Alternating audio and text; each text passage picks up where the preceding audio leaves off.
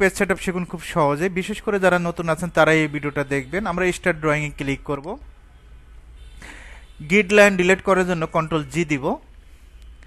UN লেখে enter. ইউএনটা হলো units. Type থেকে আমরা আর্কিটেকচারাল সিলেক্ট করব। প্রিসিশন থেকে 0 ফিট 0 ইঞ্চি।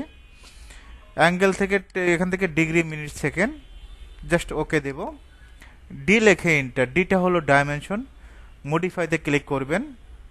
প্রাইমারি ইউনিটস, ইউনিট ফরম্যাট থেকে আর্কিটেকচারাল, প্রিসিশন থেকে 0 ফিট 0 ইঞ্চি। তারপর টেক্সটে যাবেন। টেক্সট থেকে টেক্সট হাইটটা অনলি 6, স্যাম্বল অ্যান্ড অ্যারো। এখান থেকে আমরা আর্কিটেকচারাল টেক্সট দেব। অ্যারো সাইজটা অনলি 4 ইঞ্চি, সেন্টার মার্কটা 2 inch. Above dimension text just click করবেন। Okay, set current close. OS লেখে এন্টার। Select all. ওকে, অটোক্যাডের ডিরেকশন দুইটা, একটা এক্স একটা ওয়াই। জাস্ট আমরা মাউসের রাইট ক্লিক করব, শেষ আইকন সেটিং, এখান থেকে আনটিক করে দিব। লাইনের শর্টকাট এল লেখে এন্টার। ফার্স্ট পয়েন্ট ক্লিক করবেন। লাইনটা স্ট্রেট করার জন্য F8। এখান থেকে 7 ফিট নেব। মেজারমেন্ট চেক দেওয়ার জন্য DLI লেখে এন্টার।